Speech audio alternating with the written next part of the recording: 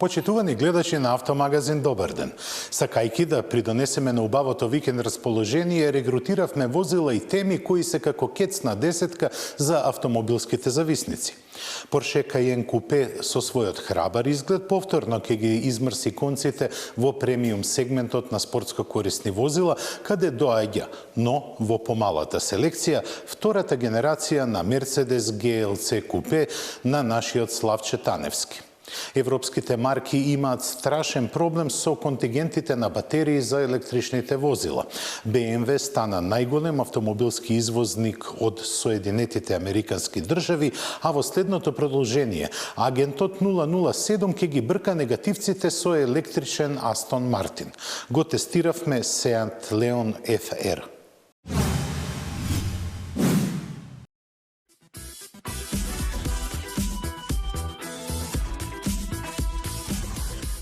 Со најскапиот нов автомобил во историјата, Bugatti успеа да ги прелаже сите 600.000 посетители на салонот на автомобилите во Женева.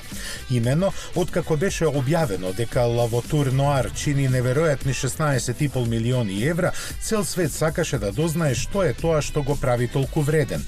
Раководството на спортскиот производител молчеше, но на крај попушти пред притисоците и ја објави вистината.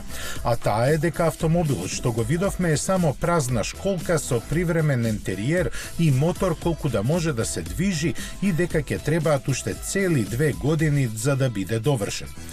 Според Тим Браво, шефот на оделението за комуникации на Bugatti, проектот е започнат пред половина година, кога купувачот се согласил со нивниот предлог. Кој е тој не е објавено, но на големо се шпекулира дека овој автомобил ќе се всели во личната гаража на Фердинанд Пих. Токму на негова иницијатива во 1998 година Volkswagen групата ги купи правата за производство на возила под ознаките на Bugatti. Тој веќе поседува 7 вредни колекционерски примероци од оваа марка, меѓу кои и тркачкиот болид од Le Mans серијата.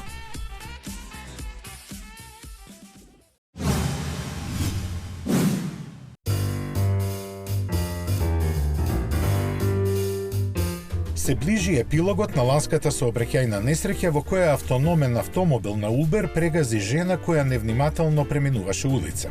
Овој немил настан уште од почетокот го следеа контроверзии, но неговиот расплет сега тргна во апсурдна насока.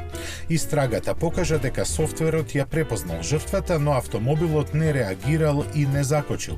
И покрај ова обвинителството сепак одлучи да го ослободи Uber од одговорноста, а приватна тужба нема да следи бидејќи компанијата вонсудски исплати одштета на семејството на настраданата жена. Така, виновник за првата сообраќајна несреќа со жртва на еден самовозички автомобил ќе биде возачот, кој во критичниот момент гледал телевизија на својот мобилен телефон. За тоа колку ова потврдува докаде е технолошкиот развој и подготвеноста на легислативата и општеството да ги прифати автономните возила, ќе се воздржиме од коментар.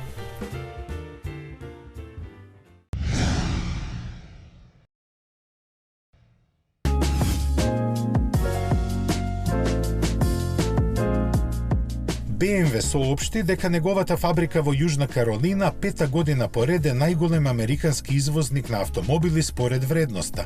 Во податоците што ги објави Министерството за трговија на Соединетите држави се наведува дека компанијата лани има остварено извоз на 235.000 автомобили со вкупна вредност од 8,4 милијарди долари. Извештајот доаѓа во време кога американскиот претседател Доналд Трамп повторно се закани дека ќе наметне до 25% давачки на увоз на автомобили и делови од Европа. Со ова не се согласуваат ниту американските производители, кои предупредуваат дека зголемените трошоци би ги поскапеле автомобилите за неколку илјади долари. Според аналитичарите, примерот на BMW покажува дека слободниот проток на производи и капитал може да биде корисен за сите. Официјалната статистика сепак вели дека лани во Соединетите Американски држави се увезени автомобили со вредност од 192 милијарди долари, најмногу од Мексико, Јапонија и Канада. Истовремено извозот има достигнато 53 милијарди долари. Германците во својата фабрика во Спартенбург, вредна 2,2 милијарди долари, ги произведуваат произведуваат моделите од X3 до X7. Таа вработува 11.000 луѓе и од неа лани излегува вкупно 357.000 автомобили.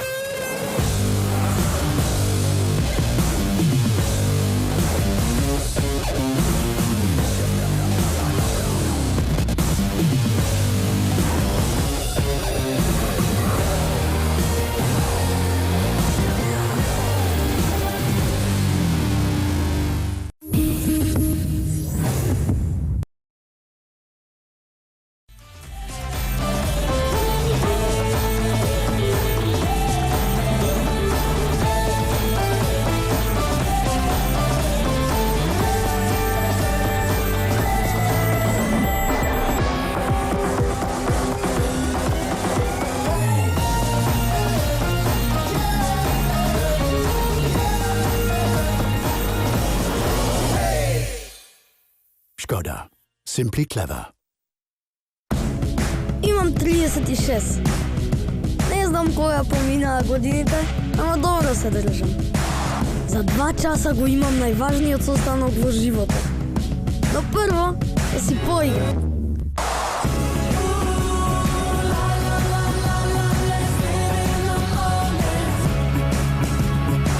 Со новата Suzuki Vitara.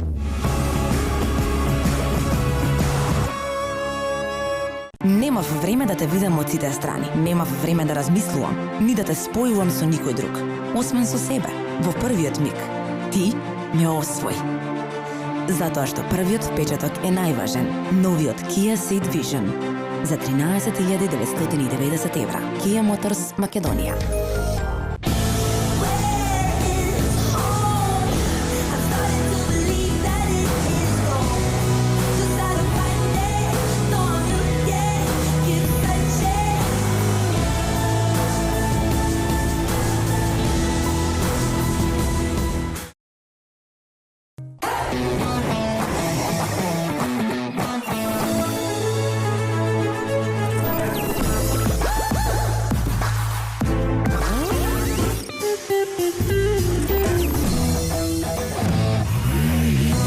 Едноставно до нов автомобил. Со Шпарка се лизинг.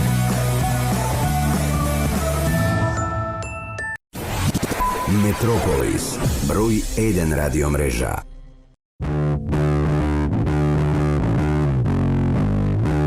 За секој кој постојано се стреми кон повеќе.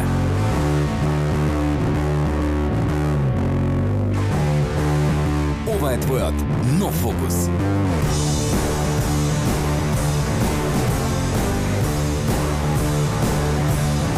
Прогласен за автомобил на годината во Македонија.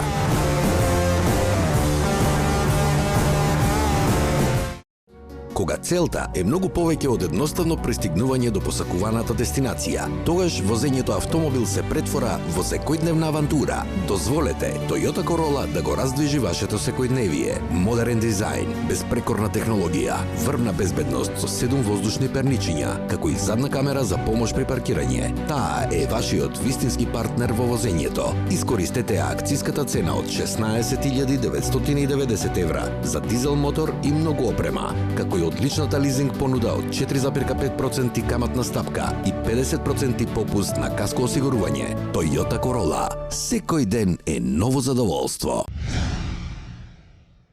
12 цилиндри, громогласен татнеж од 4 издувни цевки и потписи на асфалтот направени од силата на моторот се главните состојки на возбудливите сцени во кои тајниот агент 007 ги бркаше и уништуваше негативците. Во следното продолжение ќе се задржи атрактивниот стајлинг, а секогаш моќниот Астон Мартин ќе стане нем. Колку и да негодува Джеймс Бонд, неговиот рапид ќе биде на струја. Агентот мудро ја прифати оваа одлука на тајната служба, не сакајќи да разикува да добие убавици со изразени Адамови јаболка. Колку долго ќе трае потерата на струја ќе видиме в година во истото време.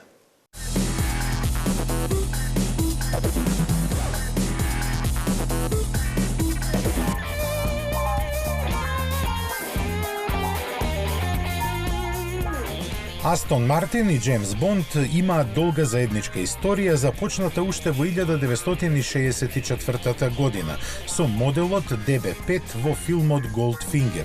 Од тогаш многу работи се сменија. Светскиот поредок, актерите кои ја глумеа улогата, режисерите и практично се друго.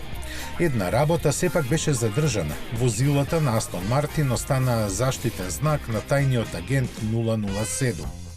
А тој во својот најнов филм ќе биде еколошки освестен и ќе ги гони најзлобните светски злосторници со моделот Rapid E, кој на пазарот треба да се појави пред крајот на годинава.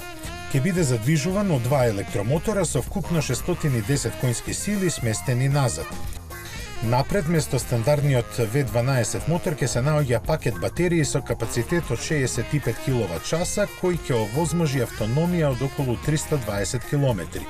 Серискиот Астон Мартин Rapid E ќе забрзува до 100 км/ч за помалку од 4 секунди, а најголемата брзина джентлменски ќе му биде ограничена на 250. Британците сепак не се воздржаа и кажаа дека овој модел, кој ќе биде произведен во само 155 примероци со леснотија, би достигнал повеќе од 300 км/ч. Но вистинското прашање е дали закоравените приврзници на најславниот шпион на светот ќе може да се помират со недостатокот на бензинската симфонија. Филмот во кој Джеймс Бонд ќе настапи со електричниот Астон Мартин треба да се појави во киносалите во април идната година. Автомобилот што ќе го вози ќе пристигне нешто порано со цена која се споменува дека ќе биде околу 250.000 фунти. Кога политиката ќе ги вмеша своите прсти било каде, резултатот е јалов. За жал, овој заклучок се однесува и за западните земји. Одлуката за масовна електрификација на автомобилите се покажува како избрзана и допрва производителите се судруваат со сериозни проблеми. Во идејата за електрификација голема улога играше ослободувањето на најразвиените земји од зависноста од фосилни горива. Но, како забелја, сега се покажува избрзаноста на таа одлука која истите тие земји ги бутка во друга зависност.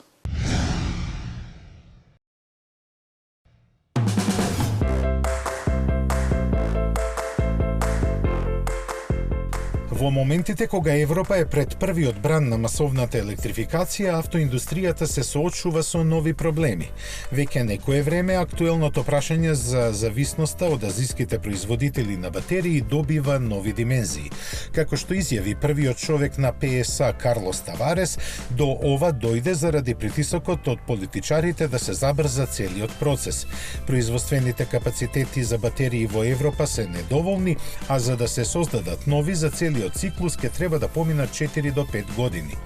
Производителите на возила тоа време го немаат, така што решението мора да го бараат кај постоечките добавувачи кои се главно од Јужна Кореја и Кина. Загриженоста за ова доаѓа од таму што во моментов батериите чинат околу 40% од цената на електричните возила, што значи дека добар дел од вредноста на автомобилите ќе се прелее во Азија.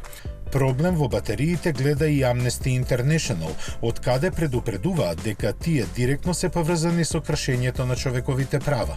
Оваа независна меѓународна организација тврди дека во некои земји минералите потребни за нивно производство се вадат на неетички начин, односно со користење на детска работна сила. Таа јавно ги повика сите производители на компоненти и возила да ги објават податоците за тоа од каде се набавуваат репроматеријалите за батериите, што некои веќе го сторија. Електричните автомобили ќе имаат важна улога во решавањето на климатските кризи заради што се потребни навремени промени во начинот на производството на нивните батерии, заклучуваат од Amnesty International. Дополнително на ова, тие посочуваат и на еколошките ризици, бидејќи земјите каде се одвива тоа, како извор на електрична енергија главно користат јаглени и други загадувачки горива. Според нив, потребно е да се вложат дополнителни напори во секоја фаза на производствениот циклус на батериите и електричните возила, за решенијата за иднината да не бидат засновани на неправдите од минатото. Порше уште еднаш ги пробива сопствените граници. Кога влезе во сегментот на спортско корисни возила, многумина тврдокорни следбеници ја критикуваа компанијата дека ги издаде своите основни вредности. По некоја година се појави Макан, кој во меѓувреме стана најпродаваниот модел на куќата, а сега купе дериватот на Каен стапува на сцена и никој не сака да ја повтори грешката и да го критикува новитетот. Еве што донесува Каен купе.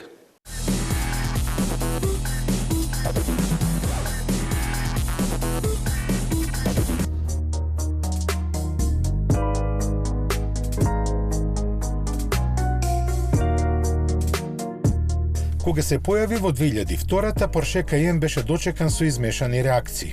Едни беа воодушевени од одличните возни карактеристики дотогаш невидени кај спортско корисните возила.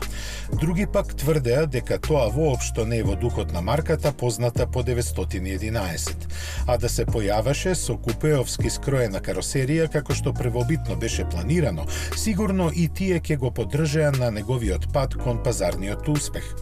Но тогаш оваа атрактивна класа возила не постоеше. BMW X6 се појави многу подоцна и никој во Порше не се осмелуваше да експериментира. Сега ситуацијата е сосем спротивна и Каен купе зачекори на овој свет. Визуелно е далеку подинамичен од стандардната изведба во која првенствено се разликува по пониската линија на кровот. Најмногу внимание секако привлекува задниот дел на кој активниот спойлер се подигнува при брзини над 90 км на час.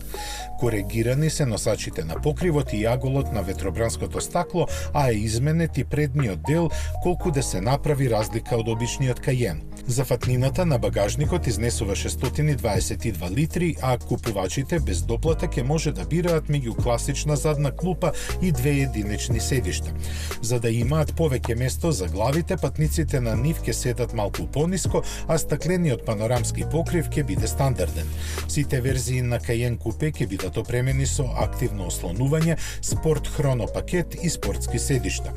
При лансирањето, закажано за крајот на мај, ќе биде достапен со 3 и 4 литарски V6 мотори со 340 и 550 конски сили. Со посилниот ќе забрзува до 100 км на час за 3,9 секунди, а максималната брзина ќе му изнесува 286 км на час. Цената веќе е определена и Порше Каен купе во Германија ќе чини 84, односно 147.000 евра.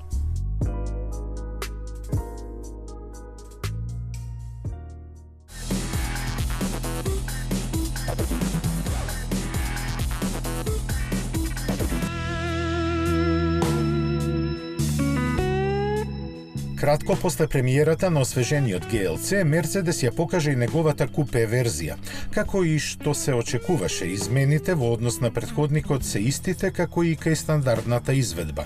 На предниот дел се истакнуваат редизајнираните LED светла, новиот браник и маската со дијамантски дезен. Купеовскиот спуштен заден дел го красат светла со нова графика, а истренираното око ќе ги забележи и поинаку интегрираните издувни цевки во браникот.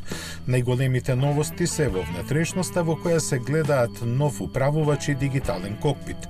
GLC купе доби и пар нови технологии, а на купувачите ќе им биде на располагање со палета бензински и дизел мотори со 4 цилиндри и максимална моќност од 163 до 258 конски сили. Повеќе детали за редизајнираната верзија на првото дело на нашиот Славче Таневски ќе дознаеме за време на салонот на автомобилите во Њујорк, каде ќе ја има својата премиера.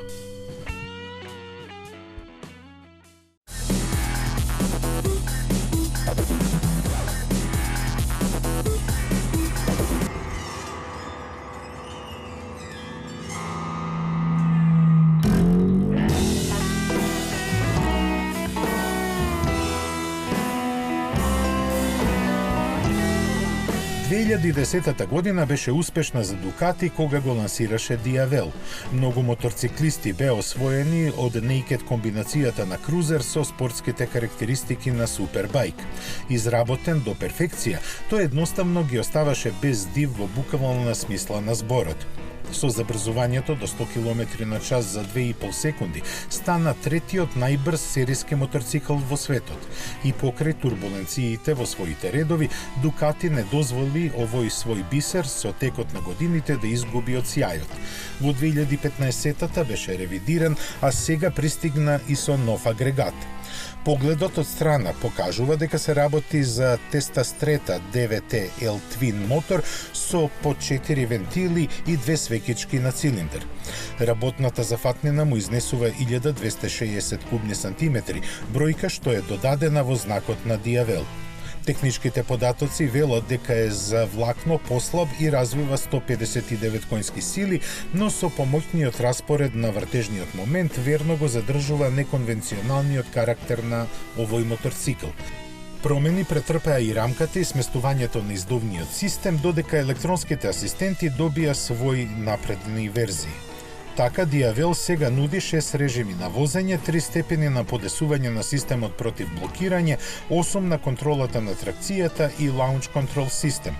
Изменето е и ослонувањето кое кај S верзијата е со целосно прилагодливи all-in амортизери. Таа се разликува и по специјалните Brembo сопирачки клешти, LED светлата и ексклузивниот мултимедиски систем. Секако и по цената која на стандардната верзија на Диавел во Италија изнесува нешто на 20.000 евра. И двете варијанти имаат заден пневматик со широчина од 240 мм и систем за стартување на моторот без клуч.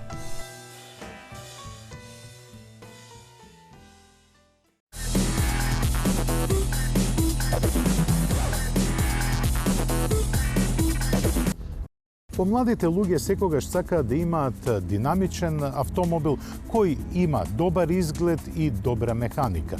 Во последните 15 години како таква марка на пазарот се наметна Seat. А денеска ние ќе го имаме на тест моделот Leon во најбогатата изведба наречена FR. Под каубата имаме 2-литрен TDI мотор од 150 конски сили, а во внатрешноста погледнете што може да се најде. Seat Leon е припадник на групацијата Volkswagen, па тој и ја добива сета технологија која е вградена во самата групација. Предноста на купувачите на Leon е неговиот имидж, бидејќи Seat во рамките на оваа групација има спортски имидж, но и така ги концепира своите автомобили. Leon уште од кога се појави на пазарот, тој беше представен со моќни мотори и несебична опременост. Денеска го возиме токму она издание што ги плени срцата претежно на младата публика, но и купувачи. Тоа е изведбата FR. Таа не се однесува на моќноста на моторот, ниту пак на преносот на силата, туку се однесува на опременоста. Па така во неа имаме извонредна комбинација на спортски школкести седишта обложени со кожа, потоа емотивни цитати како што е црвен конец, богата инструмент табла, но и прецизна навигација заедно со аудио системот кој сега го носи името Seat Sound. Но да се вратиме на возењето. Амбиентот во внатрешноста е одличен. Мене лично ми пречи малку високото седење, бидејќи кога имате навидум, односно на ум, возило кое има спортски имидж, тогаш логично мислите дека требате да седите пониско. Кај Leon тоа не е случај. Исто така, подложбата на воланот, иако е во најгорна позиција, доаѓа ниско. барем за мене. Но останатите параметри се во согласност на ергономијата која се негува во групацијата Volkswagen.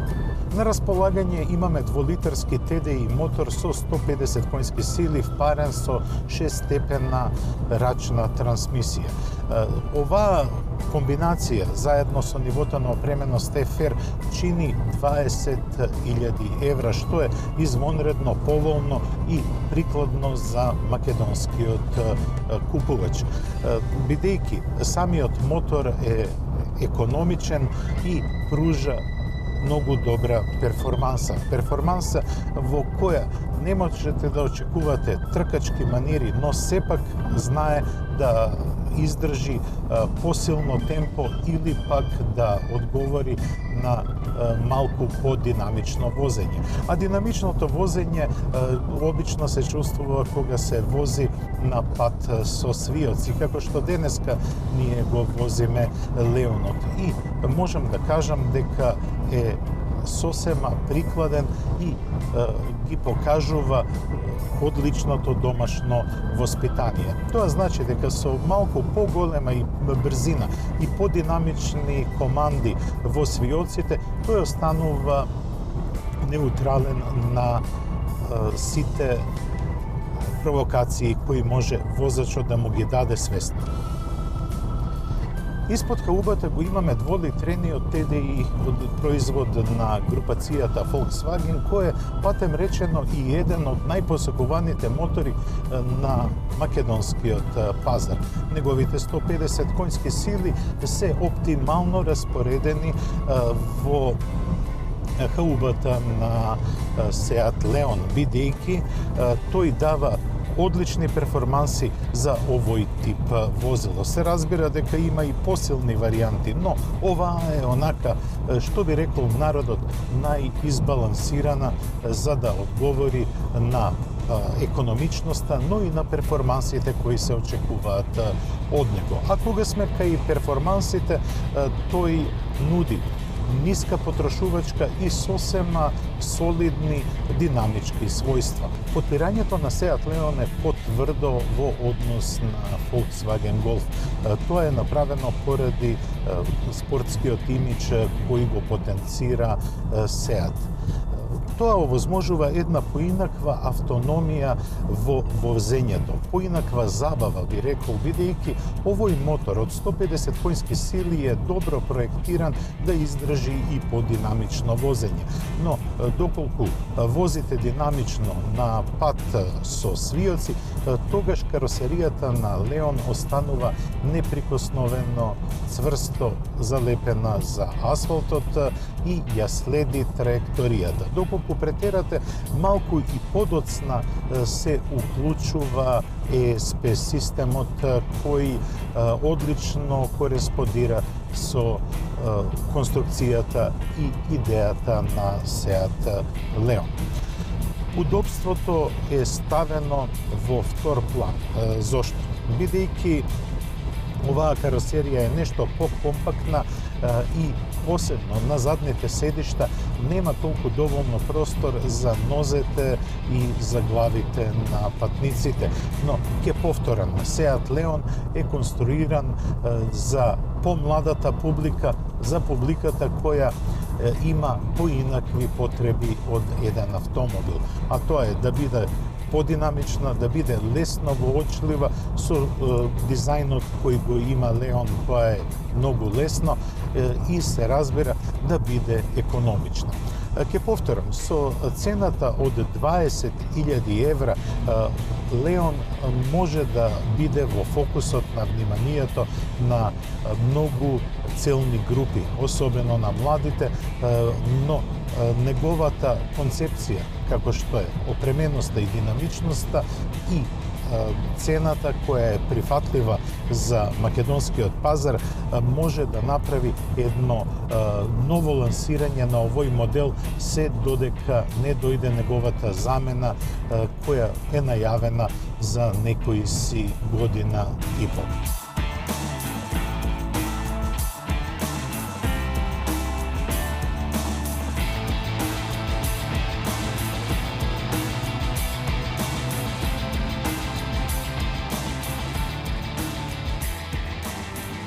Seat Leon со својата опременост, во нивото на опременост TFR нуди многу. Сончев покрив, нуди дволитрен TDI агрегат, нуди богато опремена внатрешност која е обшиена со кожа.